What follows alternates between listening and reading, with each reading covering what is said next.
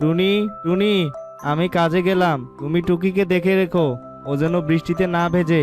বৃষ্টিতে ভিজলে ওর জ্বর চলে আসবে, বুঝতে পেরেছো? তোমার মেয়ে কার কথা শোনে বলো তো? তোমার কথাই তো শোনে না, আবার আমার কথা শুনবেও। এই মেয়ে তো আমাদের পাগল করে দিবে। এই বলে টোনা কাজে চলে যায়, আর টুকি ওর মাকে না বলে খেলতে যায়। টোনা টুনি টুকিকে যে কাজ করতে বারণ করত, টুকি সেই কাজটাই বেশি বেশি করে করত। এদিকে বনে একটার পর একটা পাখি হঠাৎ করে হারিয়ে যাচ্ছে, আর এ ব্যাপারে বনের কেউই বুঝতে পারছিল না। কালু দাদা, শুনতে পাচ্ছি বনের দক্ষিণে একটা কচু গাছ আছে, আর সেই কচু গাছে নাকি ডালিমও ধরে, জানো? আর যে ওই কচু গাছের কাছে যায়, দুষ্ট ঈগল নাকি তাকে ওই দূরের একটা পাহাড়ের গুহায় নিয়ে গিয়ে বন্দি করে রাখে। তুমি কি কিছু শুনেছো কালু দাদা? হ্যাঁ শালিক, আমিও তো শুনলাম। কি হবে আমাদের বলো তো? কে আসবে আমাদের সাহায্য করতে? আমাদের সবাইকে অনেক সচেতন হতে হবে। টোনা এসব কথা শুনে তাড়াতাড়ি বাসায় চলে যায়। গিন্নি, ও গিন্নি, কোথায় গেলে? একটু এদিকে আসো তো। কি হয়েছে গো? তোমাকে এত অস্থির লাগছে কেন বলো তো? এরপর টোনা টুনিকে সেই কচু গাছের কথা খুলে বলে, আর সেখানে টুকিও ছিল। কি বলছো কি বাবা? আমার মাথাটাতে কি খারাপ হয়ে গেছে নাকি? কচু গাছে আবার ডালিম ধরে নাকি? দুষ্ট ঈগলের কথা কি বলছো? দুষ্ট ঈগল আবার কোথায় থাকে বাবা? এগুলো সব মিথ্যে বাবা, এগুলো সত্যি না। না, এগুলো সব সত্যি। আর তুই কিন্তু অনেক সাবধানে থাকবি, বুঝলি? তুই ওই কচু গাছের ধারের কাছেও যাবি না। তুই তো কারো কোনো কথাই শুনিস না। হ্যাঁ রে মা, তোর বাবা ঠিক কথাই বলেছে। তুই আর বেশি বেশি বাহিরে ঘুরিস না। বনের অবস্থা খুব খারাপ এখন। ঠিক আছে ঠিক আছে, আমায় তো বোঝাতে হবে না, আমি সব কিছু বুঝি। আমার কিচ্ছু হবে না, তোমরা এত চিন্তা করো না তো। সব সময় শুধু চিন্তা, এত ভীতু কেন তোমরা? কিচ্ছু হবে না। আস্তে আস্তে বনের সবাই ওই কচু গাছের ডালিমের কথা জানতে পারে। আসলে দুষ্ট ঈগল প্রতি পূর্ণিমার রাতে একটা করে পাখিকে বলি দিত। বনে কেউ ওই কচু গাছের আশেপাশেও যেত না। এটা পুরো বনে ছড়িয়ে গিয়েছিল। একদিন শালিকের মেয়ে ওই পথ দিয়ে বাসায় আসছিল। আরে বাহ, কি সুন্দর ডালিম পেকে আছে! কতদিন ডালিম খাইনি। এই ডালিমগুলো দেখে তো আমার জিভে জল চলে আসলো। আর আশেপাশে তো কাউকেই দেখছি না। এই সুযোগে আমি ইচ্ছে মতো ডালিম খেয়ে নেই। এই বলে শালু যেই না কচু গাছের ডালিমের কাছে যায়, তখনই শালু জ্ঞান হারায়। আর ঈগল এসে তাকে গুহায় নিয়ে গিয়ে বলি দেয়। শালু বাসায় না ফেরার কারণে শালিক অনেক কান্না করে। তারপর শালিক জানতে পারে যে তার মেয়ে শালু ওই কচু গাছের কাছে গেছিল, আর ওই ঈগল তার মেয়েকে বলি দিয়েছে। আর এই ঘটনা পুরো বনে ছড়িয়ে যায়। কেউ আর ওই কচু গাছের দিকে যেত না। দেখেছো টুনি, দেখেছো ঈগলটা কত দুষ্ট, আর ওই কচু গাছটাও কত খারাপ। হে ঈশ্বর, এভাবে যদি বনের পাখিদের বলি দেয়, তাহলে তো বনে কোনো পাখিই থাকবে না আর। হে ঈশ্বর, তুমি সহায় হও। টুকিমা, তুই একদমই ওদিকে যাবি না বলে দিলাম। শুনেছি যে ওই গাছের দিকে তাকায়, আর সে নাকি ডালিম খাওয়ার লোভে পড়ে সেখানে যায়। টুনির কাছে এসব কথা শুনে টুকির আগ্রহ বেড়ে যায়। আর টুকি মনে মনে ভাবতে থাকে, কি আছে ওই কচু গাছে? আমি তো যাবই যাব। দেখি আমার কি হয়। আমি জানি আমার কিচ্ছু হবে না। ওই দুষ্ট ঈগল আমার কিছুই করতে পারবে না। দুষ্ট ঈগলকে ভীতু বানিয়ে আমি ওখান থেকে দৌড়ে ছুটতে চলে আসবো। ও আমার কিছুই করতে পারবে না। এসব বলে টুকি সুযোগ বুঝে ওই কচু গাছের দিকে রওনা দেয়। এক পর্যায়ে টুকি দেখতে পায় সেই কচু গাছটা। কচু গাছে কি সুন্দর ডালিম ধরে আছে। ওই তো গাছটা। ইস, কত সুন্দর সুন্দর ডালিম পেকে আছে। আমি ডালিম খাবো, ডালিম খাবো। কতদিন থেকে ডালিম খাই না। বাবা তো আমাকে ডালিম কিনেই দেয় না। এই বলে যেই টুকি ডালিম পাততে যাবে, হাতে সাথেই টুকি অজ্ঞান হয়ে যায়। আর ঈগল এসে টুকিকে পাহাড়ের গুহায় নিয়ে যায়। এই সব কিছু কালো কাক লুকিয়ে লুকিয়ে দেখছিল। আর কালো সাথে সাথে টোনাকে গিয়ে সব ঘটনা খুলে বলে। হায় হায়, এখন কি হবে? ঈগল তো অনেক শক্তিশালী, আমরা কেউই তো ওর সাথে শক্তিতে পারবো না। কিভাবে আমার মেয়েটাকে ওই দুষ্ট ঈগলের হাত থেকে বাঁচাবো? হাই হাই টোনা, এখন কি হবে বলো তো? তবে কি আমার মেয়েটাকে আর বাঁচাতে পারবো না? টোনা আর টুনির কান্না দেখে বনের সবাই কান্না করতে থাকে। তখন সেখানে একটা মায়াপরি আসে। তোমরা কান্না করো না, আমি ওই দুষ্ট ঈগলের দুষ্টমি সব দেখেছি। এবার ওর ধ্বংসের পালা। আমি তোমাদের বলছি কিভাবে তোমরা ওই ঈগলকে মারতে পারবে। মায়াপরি টোনাকে সব বলে আর একটা বোতল ভর্তি জল দেয়। এই বোতলের জল ওই ঈগলের উপর দিলে ঈগল মারা যাবে। ঈগল মারা গেলে ওই কচু গাছও আর এই বনে থাকবে না। কচু গাছও মারা যাবে। কচু গাছের ডালিমের আগ্রহে ওপাশে আর কেউ যাবেও না, আর কেউ অদৃশ্য হবে না। এই বলে মায়াপরি সেখান থেকে চলে যায়। অন্যদিকে ঈগল টুকিকে বলি দেওয়ার প্রস্তুতি নেয়। ঈগল যখনই টুকিকে বলি দিতে যাবে, তখনই টোনা পেছন থেকে বলে ওঠে, দাঁড়া দুষ্ট ঈগল, আজ থেকে তোর খেলা শেষ। বাঁচতে চাইলে আমার মেয়েকে ছেড়ে দে বলছি। এই বলে টোনা বোতল থেকে জল বের করে ঈগলের গায়ে দেয়। ঈগল সাথে সাথে মারা যায়। এদিকে ঈগল মরে যাওয়ার সাথে সাথে কচু গাছটিও মারা যায়। এরপর কিছুক্ষণ পরেই টুকির জ্ঞান ফিরে আসে। বাবা, আমাকে মাফ করে দাও বাবা। আমি আর কোনোদিন তোমাদের কথার অবাধ্য হব না বাবা। আমাকে মাফ করে দাও, আমি আমার নিজের ভুল বুঝতে পেরেছি বাবা। চলো বাবা, বাড়ি যাই। দেখেছিস মা, বড়দের কথা না শুনলে কি হয়। আর কখনো বড়দের কথার অবাধ্য হবি না। চল, এবার বাসায় চল। এরপর ওরা বাসায় চলে যায়। ঈগলের মৃত্যুতে বনের সবাই অনেক সুখে শান্তিতে বসবাস করতে থাকে। তো বন্ধুরা, দেখলে তো বড়দের কথা অমান্য করলে কি হয়। তাই আমরা কখনো বড়দের কথা অমান্য করব না। বড়রা আমাদের যে কাজ করতে বলবে আমরা সে কাজই করব। আর যে কাজ করতে নিষেধ করবে সেটা আমরা কখনো করব না। নইলে আমাদের টুকির মতোই অবস্থা হবে। বুঝতে পেরেছো?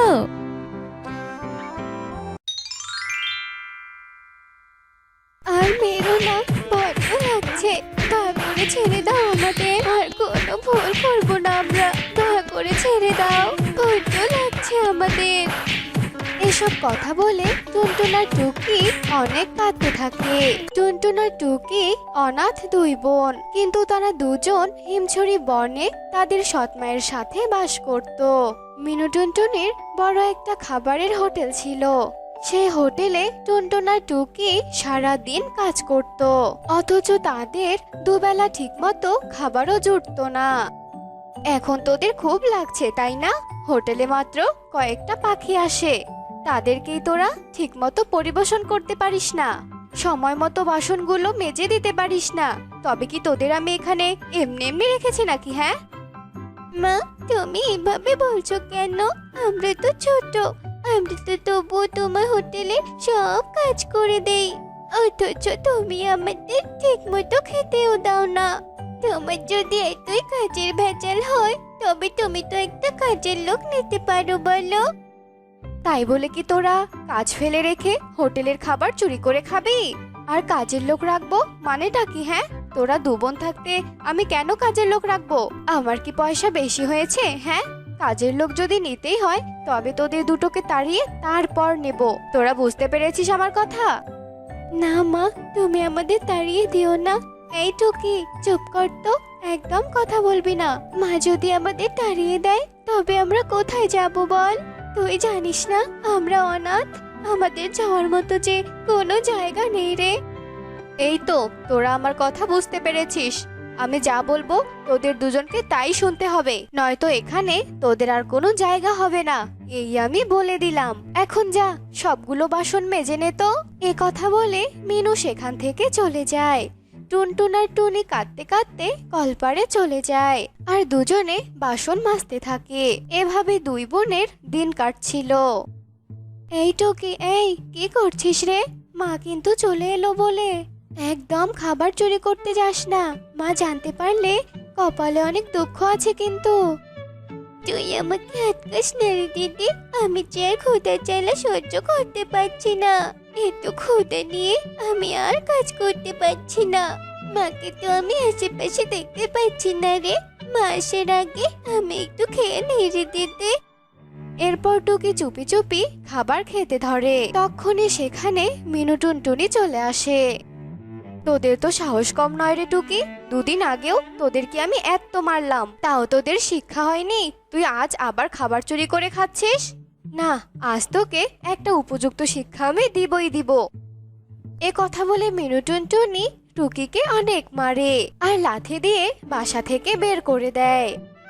আজ সারাদিন এ বাড়িতে তোর কোনো স্থান হবে না, আর এ বাড়ির খাবারও তোর কপালে জুটবে না, আর তুই বাইরেই থাকবি। এ কথা বলে মিনু টুনটুনি বাসার গেট লাগিয়ে দেয় আর টুকি কাঁদতে কাঁদতে বাড়ির পেছনে চলে যায় আর একটা লিচু গাছের নিচে বসে বসে কাঁদতে থাকে। এ কি মেয়ে, কি হয়েছে তোমার? কাঁদছো কেন এভাবে? আজও কি ওই শয়তান মহিলা তোমাকে মারধর করেছে নাকি?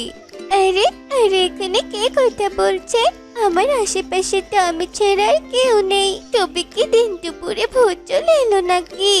না গো না, আমি কোনো ভূতটুত নই, আমি হলাম লিচু গাছ। আমি তোমার সাথে কথা বলছি। আসলে আমি একটা জাদুই গাছ, আমি কথা বলতে পারি, জাদু করতে পারি। তাকিয়ে দেখো একবার, তুমি আমার দিকে তাকাও। ও মা গো, সত্যি তো, আজকাল তো দেখছি গাছও কথা বলতে পারে। কিন্তু আমার মা যে আমাকে মেরেছে, এটা তোমাকে কে বললো? আমাকে কিছু বলতে হয় না, আমি সবটাই জানি। বললাম তো, আমি একটা জাদুই লিচু গাছ। আর তোমার যে এখন খুব খিদে পেয়েছে, আমি সেটাও জানি। দাঁড়াও, আমি তোমার খাবারের ব্যবস্থা করছি। এ কথা বলে লিচু গাছ জাদু করে কিছু মজার মজার খাবার নিয়ে আসে। আর সেসব খাবার দেখে তো টুকির জিভে জল চলে আসে। আর টুকি কিছু না ভেবে খাবারগুলো খেয়ে নিজের খিদে মেটায় আর লিচু গাছের সাথে গল্প করে সারাটা দিন কাটিয়ে দেয়। সন্ধেবেলা টুনি খাবার নিয়ে লুকিয়ে লুকিয়ে টুকির কাছে যায়। তোকে কিছু করতে বারণ করলে তুই একদম শুনিস না কেন রে বোন? এখন দেখ তো, সারাটা দিন যে না খেয়ে থাকতে হলো। এই নে, আমি লুকিয়ে লুকিয়ে তোর জন্য একটু খাবার নিয়ে এসেছি। নে তো, এই খাবারটুকু খেয়ে নে তো দেখি। না দিদি, তুই ভুল ভাবছিস, আমি তো পেট ভরে খেয়েছি, আমার একটু খিদে নেই। তুই এসব কি বলছিস বোন? তুই যে খিদে সহ্য করতে পারিস না সেটা তো আমি জানি, কিন্তু খিদের কারণে যে তোর মাথা খারাপ হবে সেটা তো কখনো ভাবিনি। কি সব ভুলভাল কথা বলছিস? এরপর টুকি জাদু লিচু গাছের কথা টুনিকে খুলে বলে আর লিচু গাছ টুনির সাথেও কথা বলে। তোমাদের সাথে তো আমার আগে কোনো কথা হয়নি, তাই কোনো সাহায্য করতে পারিনি, তবে আজ তো তোমাদের সাথে আমার কথা হলো। আজকের পর থেকে আমি তোমাদেরকে সব রকম সমস্যা থেকে সাহায্য করার চেষ্টা করব। তোমাদের যখন যা দরকার আমার কাছ থেকে এসে নিয়ে যেও। এসব কথা শুনে টুনটুন আর টুকি ভীষণ খুশি হয় আর টুনটুন আর টুকি আবারও বাসায় চলে যায়। আর এরপর থেকে তারা দুই বোন মিনু টুনটুনির আর কোনো আশায় থাকে না। তাদের যা যা দরকার ছিল সবকিছুই লিচু গাছের কাছ থেকে চেয়ে নিত। আর হঠাৎই একদিন লিচু গাছ টুনটুন আর টুকিকে ভালোবেসে সোনার হার উপহার দেয়। আর তাদের গলায় সোনার হার দেখে তো মিনু টুনটুনির চোখ কপালে উঠে যায়। সে কি কাণ্ড, তোদের দু বোনের গলায় সোনার হার এলো কোথা থেকে? হ্যাঁ, নিশ্চয়ই তোরা আমার টাকা চুরি করে এসব করেছিস, তাই না? আর তোদের চুরি করার স্বভাবটা তো অনেক আগে থেকেই। তাছাড়া কদিন থেকে তোদের হাব ভাব আমার একদম ভালো ঠেকছিল না। এবার সত্যিটা বল, নয়তো তোদের মেরে পিঠের ছাল ছাড়িয়ে দেব বলে দিলাম। মিনু টুনটুনির কথায় ভয় পেয়ে টুনটুন আর টুকি সব সত্যিটা বলে দেয়। আর জাদু লিচু গাছের কথা শুনে তো মিনু টুনটুনির ভীষণ লোভ হয়। আর মিনু টুনটুনি দেরি না করে লিচু গাছের কাছে যায়। এই তবে দুই বোনের লিচু গাছ।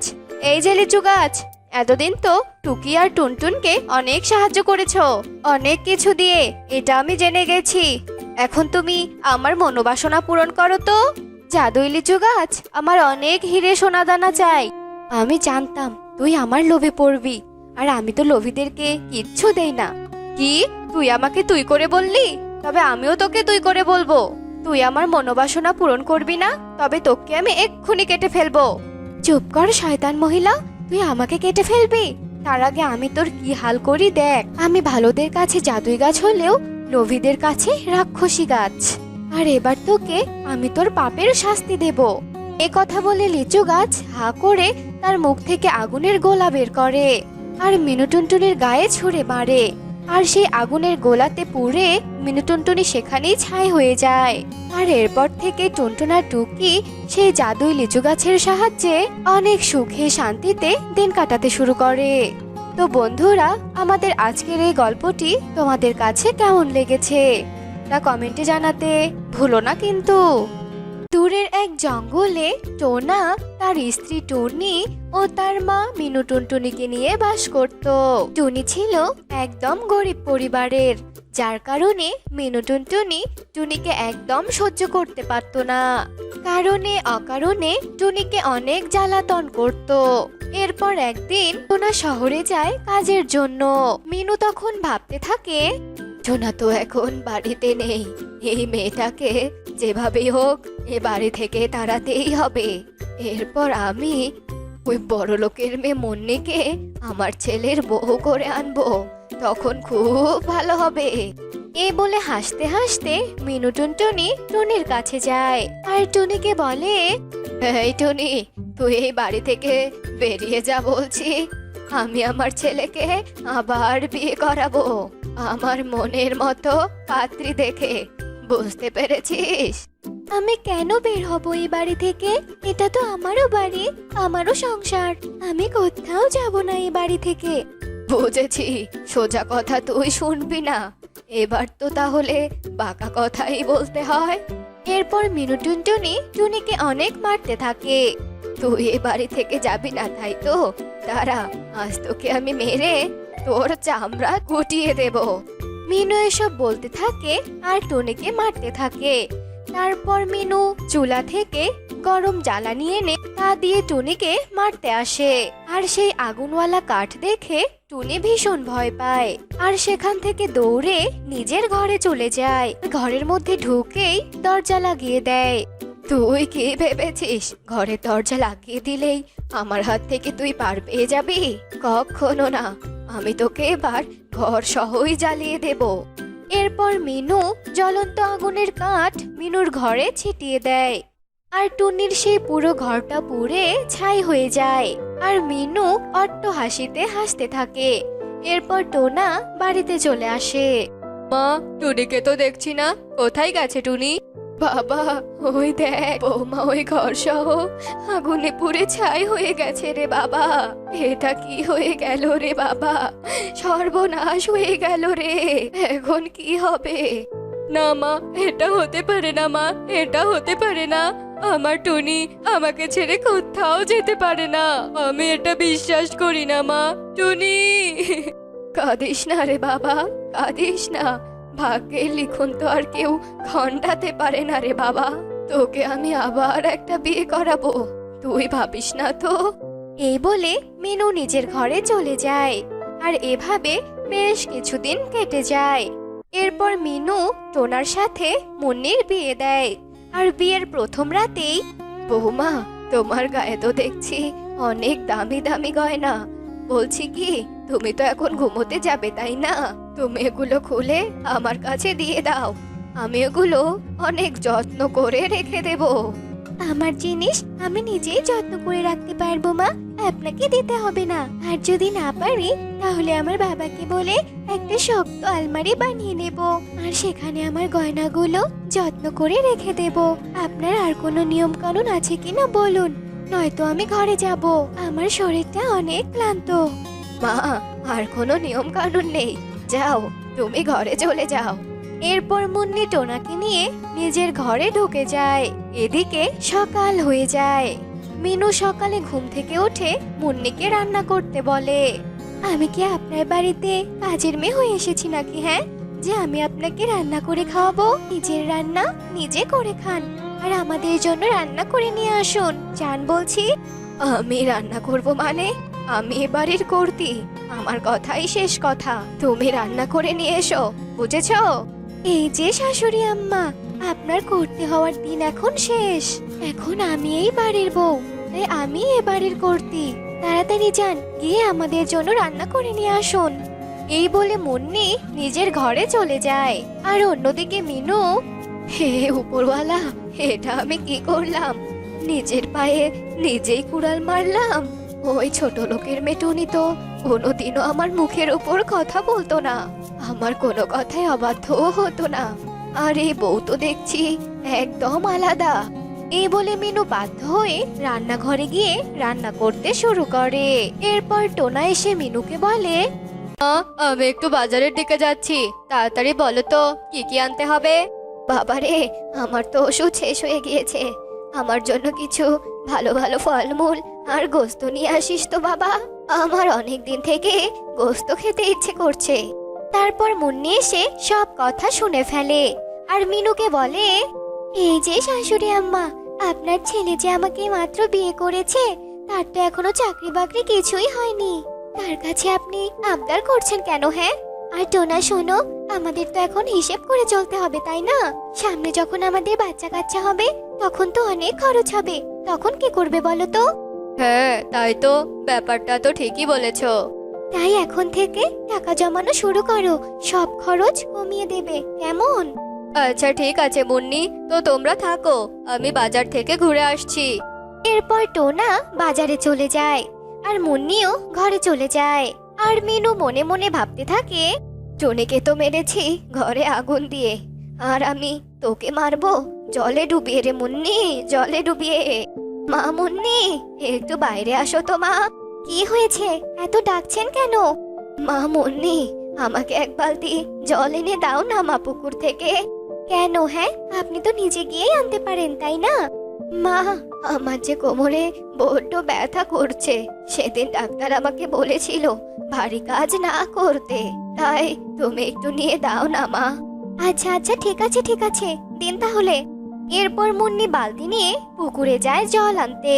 তখন মিনুও মুন্নির পিছন পিছন যায়। মিনু যেই না মুন্নিকে ধাক্কা দিতে যাবে, তখনই মুন্নি সেখান থেকে সরে যায় আর মিনু নিজেই পুকুরে পড়ে যায়। কথায় আছে না, অন্যের জন্য গর্ত খুঁড়লে সেই গর্তে নিজেকেই পড়তে হয়। আজ আপনারও তাই হয়েছে, এবার বুঝুন কেমন লাগে। আমার ভুল হয়েছে মা, দয়া করে আমাকে জল থেকে তুলে নাও, আমি যে ডুবে যাচ্ছি।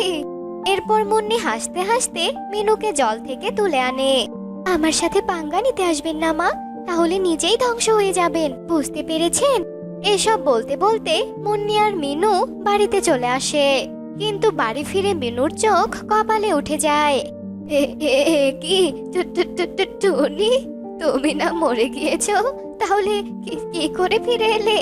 তার মানে তুমি শাকচুন্নি? ওরে বাবা রে! মিনুর কথা শেষ হতে না হতেই টোনা বাড়ি ফিরে আসে আর টুনিকে দেখে বলে, এ কি টুনি, তুমি মারা যাওনি? না, আমি মারা যাইনি। তুমি আর তোমার মা মিলে তো চেয়েছিলে আমি যেন মারা যাই, কিন্তু না, আমি মারা যাইনি। উপরওয়ালার কৃপায় আমি বেঁচে আছি। তোমার মা আমাকে মারার জন্য ঘরে ঢুকিয়ে আগুন লাগিয়ে দিয়েছিল। আমি আগুনে পুড়ে প্রায় মারাই যাচ্ছিলাম, কিন্তু তখন ওই দিক দিয়ে যাচ্ছিল এক তান্ত্রিক বাবা। উনি আমাকে দেখতে পেয়ে ওনার সাথে নিয়ে যান আর আমার চিকিৎসা করে আমাকে সুস্থ করে তোলেন।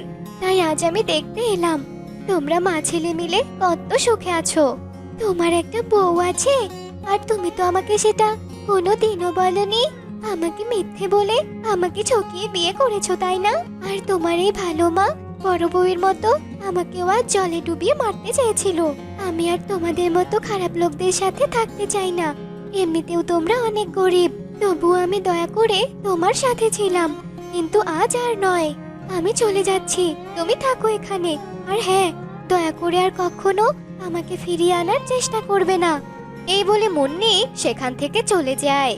টুনিও চলে যেতে ধরে।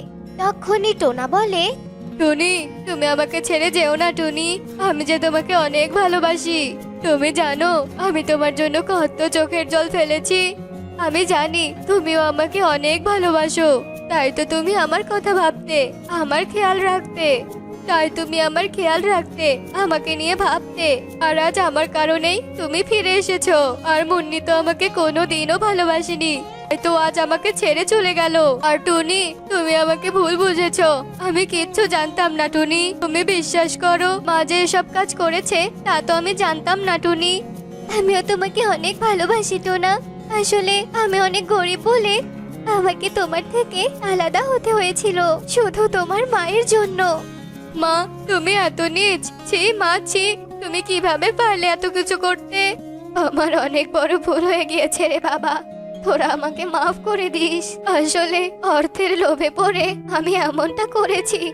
তোরা দুজনে আমাকে মাফ করে দে।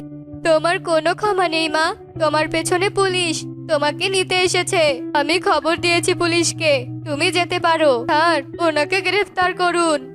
এরপর পুলিশ মিনুকে গ্রেফতার করে জেলখানায় নিয়ে যায়। আর এদিকে টোনা আর টুনি অনেক সুখে শান্তিতে বসবাস করতে শুরু করে।